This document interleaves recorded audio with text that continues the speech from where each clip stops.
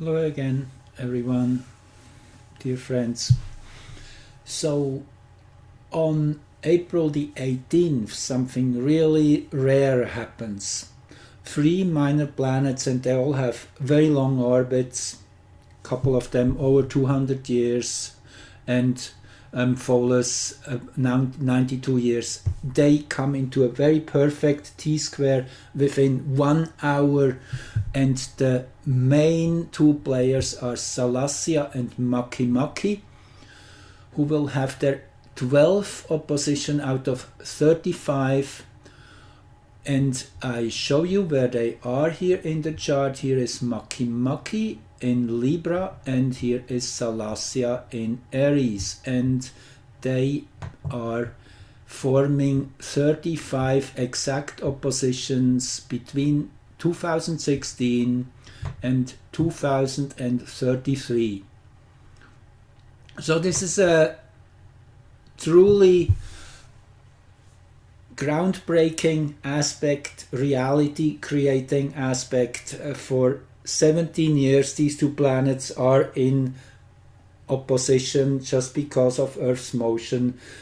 They appear to go forward and backward over that same degree as they simultaneously edge forward through the zodiac, and that is in the cardinal degrees in the cardinal signs Aries and Libra. So this is truly groundbreaking, into new territory, building the new world.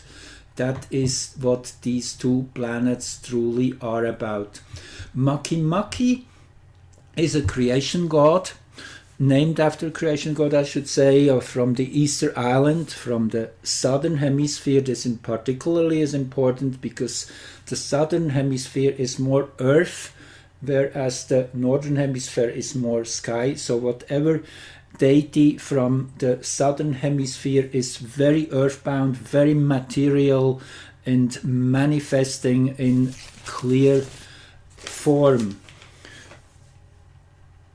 It's the creator god of humanity, according to that tradition of Easter Island, and it represents the birth of new consciousness, a new way of life. Is very audacious, brave, drive for accomplishment, worldly creativity, manifestation, bring something into form, bold and courageous. And now on the other end we have Salacia, which is about enjoyment, enjoying what we are doing. Salacia resonates with the Buddhist principle of Tantra. The principle is maybe not the right word, the Buddhist perception of tantric life, and this is way bigger than sexuality. This is about enjoying everything to its fullest, all the nuances, all the colors of the rainbow, all the different emotions. So Salacia is truly a gift here, helping to make this a fun ride as much as possible to bring in this new frequency. Now Pholus is at the trigger point, and you see on the 18th at 5:29 this 12 of 35 oppositions is exact.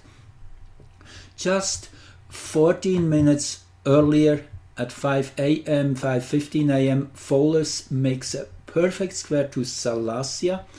This is Pholus here at 7 degrees here in this place, actually in a very close conjunction with Kuiper.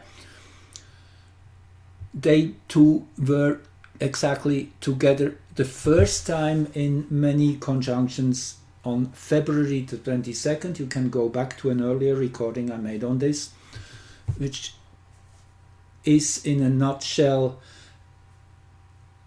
breaking through a difficult experience into a much better place. That's what these two are about, and naturally the 22nd of April. That was just of February. That was just days prior to the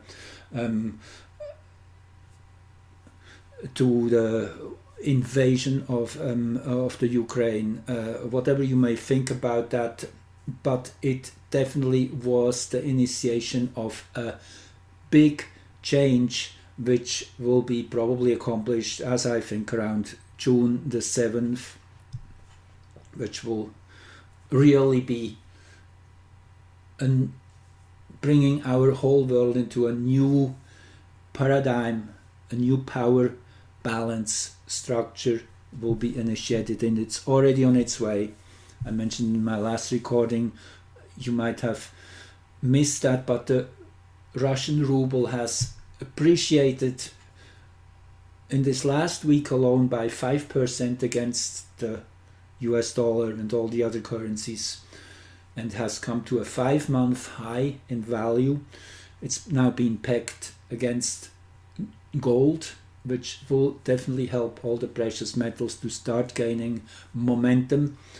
This is really the beginning of reorienting ourselves in how we value money against something real, something of true value like precious metals. So this is just one aspect of this.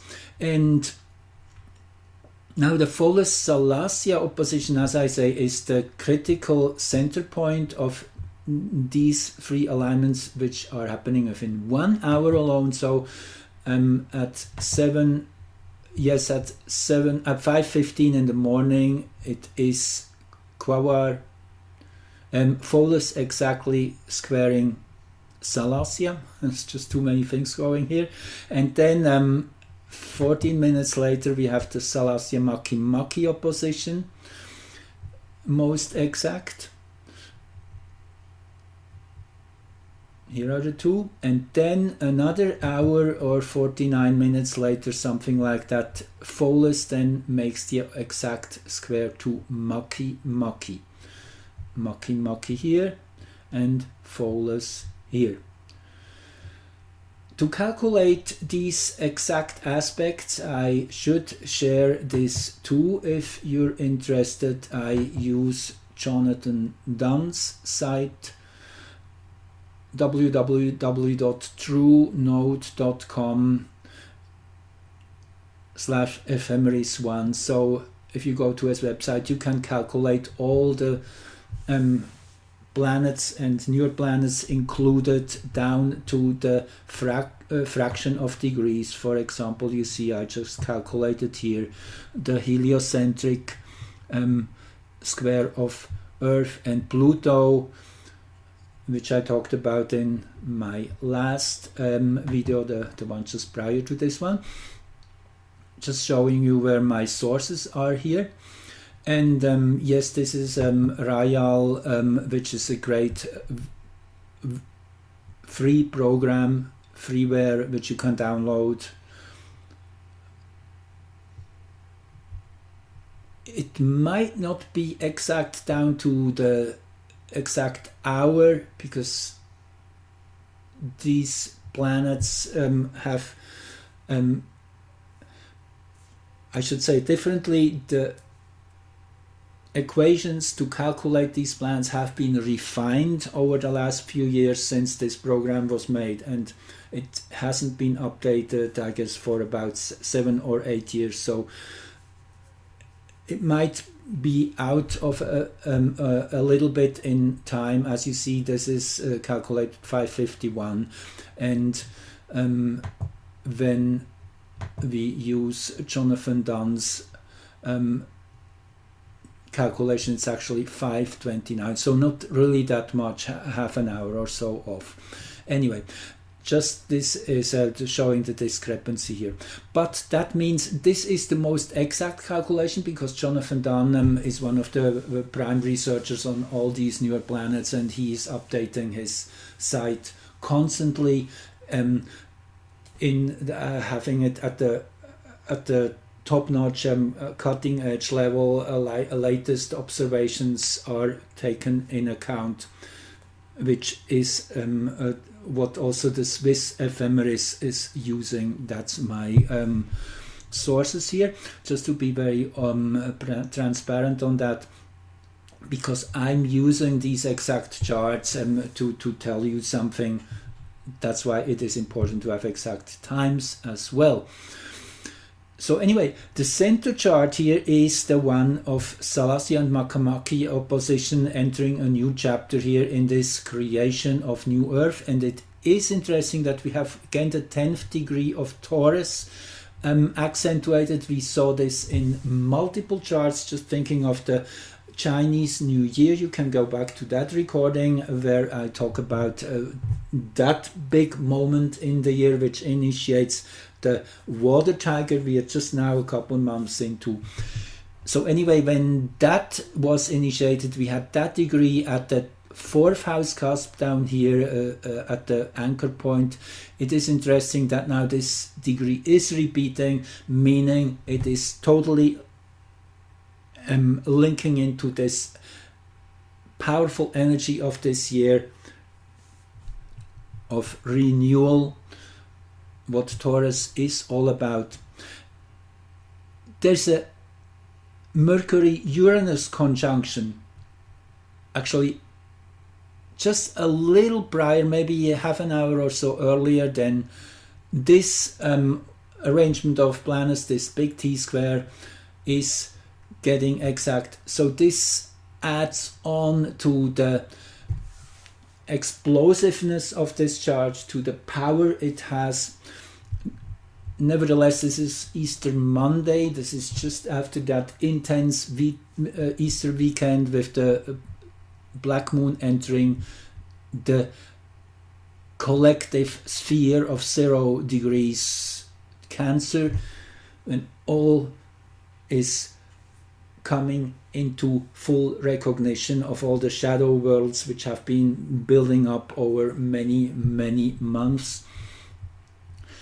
So let's talk about what Pholus impact is on this opposition of Salacia and Makemake, this joyful creation of a new world which has been going on since 2016 into 2033 in cardinal signs, laying the foundations. So Pholus is a Centaur versus Salacia and Makemake, which are Kuiper Belt objects. They have a much longer orbital period. Makemake and Salacia in the range of 250 to 300 years. They're in the range of Pluto. Pholus takes 92 years, but nevertheless is here in that exact square point for quite a few years too. I guess between 2020 and 2030 it will at least 2 times a year square either Salacia or Makemake. But this is the only time all these 3 are happening on the same day within 1 hour. So what is Pholus really about? Pholus is a Centaur, as I say. It's a wise energy, but also a wise guy in a way energy of it is. Pholus is the one who is in charge of the wine, which is a intoxicant or initiation drug. You could look at it too. So Pholus has kind of the role of a shaman. Pholus is representing that moment when the cork flies off the bottle, when something is released, something with pressure, all of a sudden release of information, of turning into a new direction. Pholus appears often when finally we dare to take that step we had been procrastinating with taking for a long time. The moment when you stand here at the top of the board wanting to dive into the water 10 meters above the water, and you're kind of considering, is this really what I want to do? The moment you finally doing it, that is when Pholus is coming in. So this is big. This is really an enormous activation. It doesn't mean that things are just all happening on that one day. This is just really a starting point. And interesting is the moon here at 17 degrees Scorpio, in a perfect square here to the consciousness axis, in a friendly aspect in the 7th house. And then there is also Hygeia, again prominently placed. Hygeia about health, well-being, bringing this world back to balance. That's where we're working towards. That's what the deeper layer is of this chart. Now let's go back here to 14 minutes earlier, when Pholus will be exactly square Salacia. Now I want to go back one more time here to an earlier chart which I showed you in my last video, which was this one of Chiron entering the 5th and most powerful line of hexagram 21. I want to quickly do a detour here and show you. So this is, just give me one sec, right, this is the one. So this is again the overlap, the 64 hexagrams of the zodiac, and here we have hexagram 21 between 9 degrees 30 Aries and 150730. You can find all the breakdown here on my old website, thecosmoswithin.org, if you're curious. And this is the hexagram of biting through obstacles. Chiron is in this segment of the zodiac. Here you have the hexagram once more. That is the obstacle here, the 4th line, and this is the mouth, and these are the teeth biting through an obstacle. That's kind of the pictorial representation of this hexagram. Chiron has been in this hexagram since February the 7th and will enter the next one on May the 24th. So this is the center period of biting through obstacles, and we just have been in this 4th line for the last few weeks since actually I haven't calculated that, but roughly since mid-March.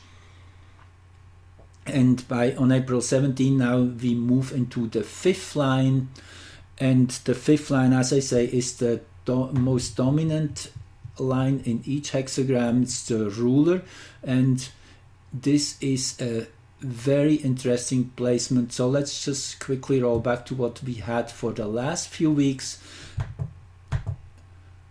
In the 4th place, here we go. Bites on dried crystally meat, receives metal arrows. It furthers one to be mindful of difficulties and to persevering. Good fortune. So it was a critical time. Mindful of difficulties. There are great obstacles to be overcome, powerful opponents to be punished. This is an arduous time, but the effort succeeds.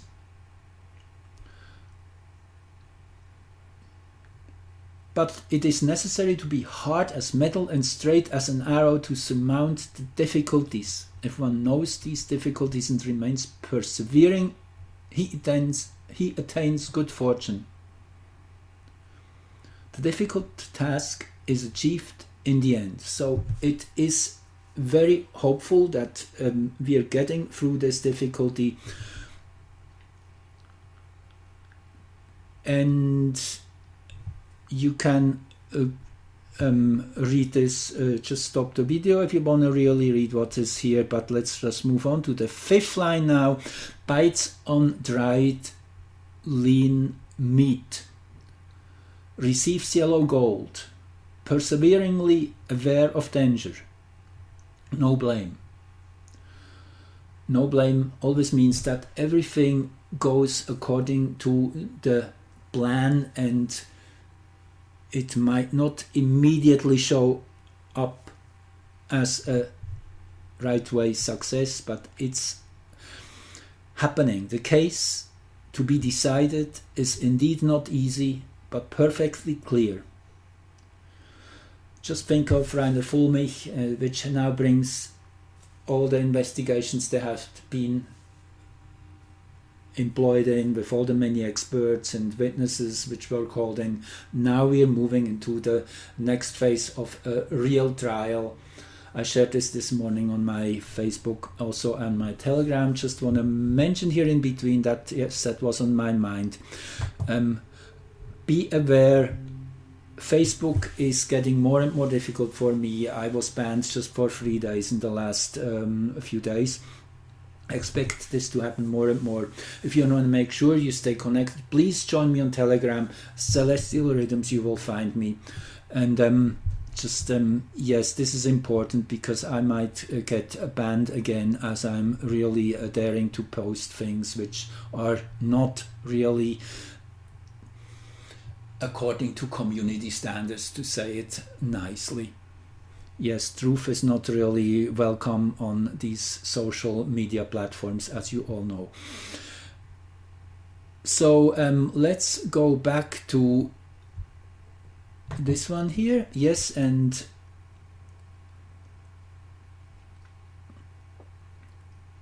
so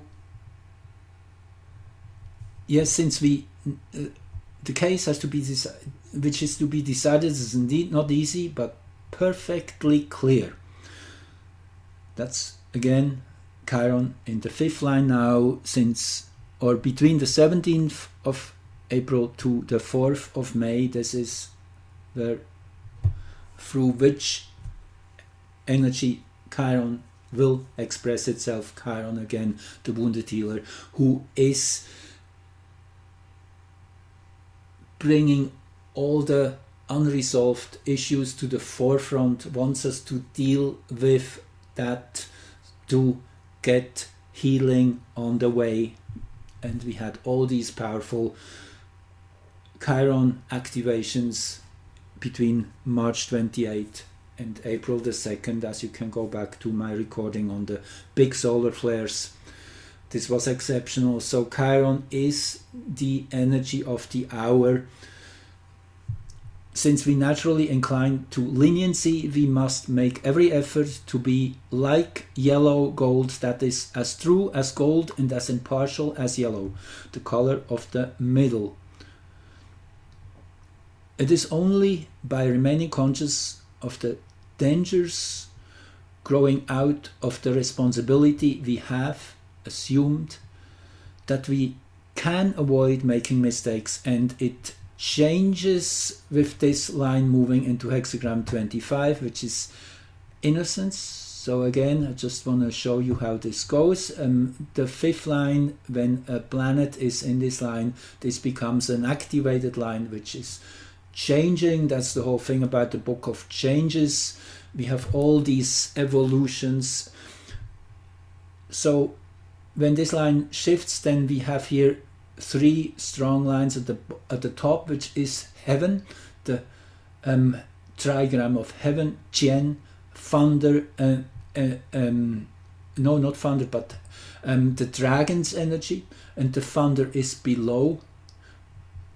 So that is thunder below and heaven above, which is hexagram 25, which is innocence, the energy of spring, of new beginnings. So again, I leave this for you. You can read it yourself if you like. Just stop the video for a sec and you can employ in it.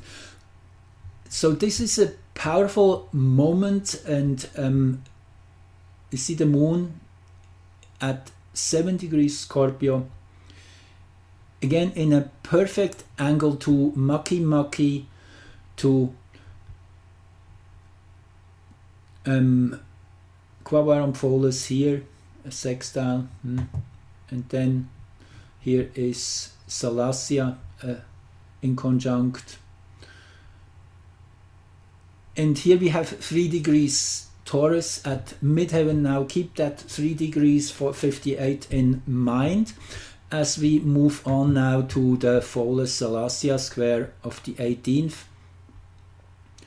Just the day after, the 17th and then the 18th, and we have that degree at the ascendant. That's how celestial events lock into each other, how they make each other stronger, reinforce. So the Pholus Salacia square is the start of this powerful hour of alignments, very powerful, bringing that Pholus, that the Salacia Makemake energy of rebuilding that world to a breakthrough point. That's what Pholus does here. Again, this is just putting the peg in the ground. This is planting the seeds. Don't expect everything to happen on that very day. It will be an intense, powerful day for sure. As we also, as I showed you, can expect solar activity to go out of the charts in these last 10 days of April, most likely. All the signs are there with the heliocentric, the heliospheric observatory, which is able to pierce through the sun and read the magnetic fields, as I showed you in the last of this sequence, the last video. Just go back to it, please, if you would like to know. So then again, this is the center one with the sextile of the moon here. The moon is all the while in the 17 degree range. You see it because it's within such a short time, these 3 alignments. This is the central one with the moon in an exact trine. And again, the 10 degree mark here, it's so powerful, this degree. Just want to show you one more chart here in this context, which will be when Jupiter enters Aries on May 10th, which again will be the initiation of a whole new chapter. Jupiter at 0 degrees Aries here. Then we have that 11 degree mark of Taurus here at the 4th house cusp. Okay, something just happened here. Okay, here we go back. Okay, a little earthquake. Too much Uranus energy. Okay, so this is 5:29 a.m. on the 18th, and then 6:16 a.m. that is when then Pholus is making the square to Makemake as well. So Pholus again is the fastest of the 3, as you can see. Pholus again, I show you once more. Now I have to search for it myself. Here is Makemake 727, and here is Pholus 727. And again, this is down to the second of arc to the fractal. This is the minute when they will be an exact 90 degree angle, which will reverberate through space. Always when these exact angles happen, there's a intimate connection of these energies. Yes, really planting a seed is the best way to say it. And how much more can you think this will be a turning point with Pluto here at midheaven and Setna at the rising point, actually reiterating the theme of this week, which started here yesterday with the first quarter moon, when the sun and the moon were in an exact 90 degree angle. So this is how things play into each other. Pluto naturally in midheaven is just that fast transformational channel we are in now, that white water of shifts and changes and adjustments on all levels, and it's not an easy period. It's really, we are pushed right and left, and always have to be careful not to be crushed by rocks and and drowned by waterfalls.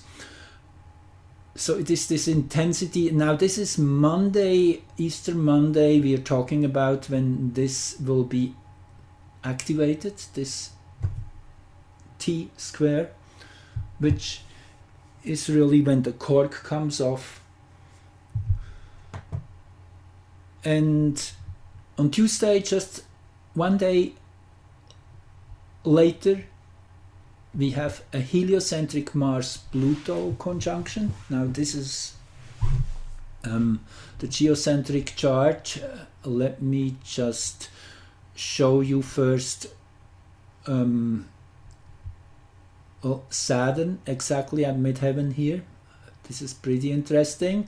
And there's a Moon-Mars square when this heliocentric Mars-Pluto conjunction is exact. Now this is, as I say, the same moment in geocentric view we have here. Let me just go back to change this quickly and show you that same chart, that same moment heliocentrically. That is 1980. Okay, where are we here? This is the one. 1980. Here we are, and we press from geo to helio, and it usually just takes a few seconds. My computer is sometimes a little slow. I guess we did it though. Here we are, and we say redraw, and now you will see the heliocentric picture, right, of that exact same moment. So here we have them, the two, Mars and Pluto at 26 degrees 54 in Capricorn.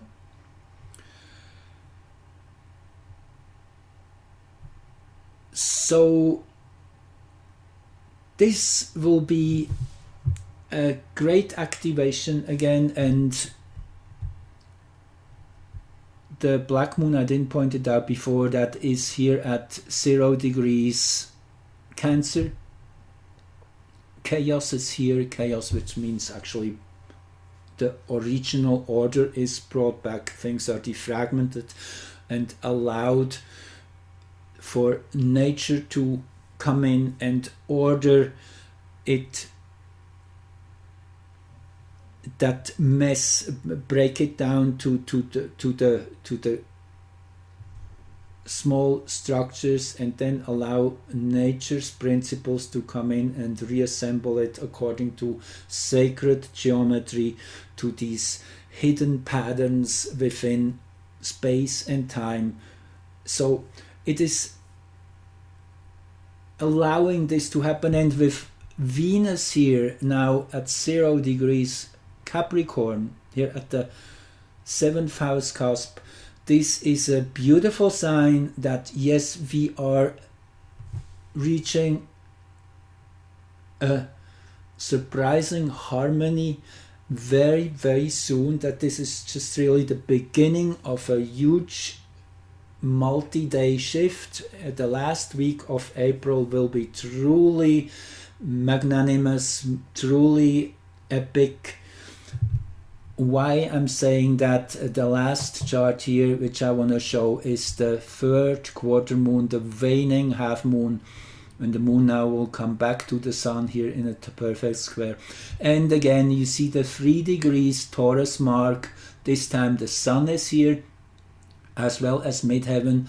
This is bringing this Chiron in the 5th line of hexagram 21, biting through to full expression. So that's when we will see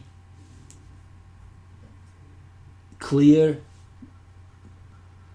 statements, clear releases, disclosure, revelations. That will be the most intense part of the month, these last 7 days, into the solar eclipse, a partial solar eclipse of the 30th of this month. Anyway, that's what I have prepared here for you. So thanks again for joining and listening, and hope you like it, and give it a like, subscribe, share, whatever makes most sense. Okay, talk to you soon. Bye bye. Love you all.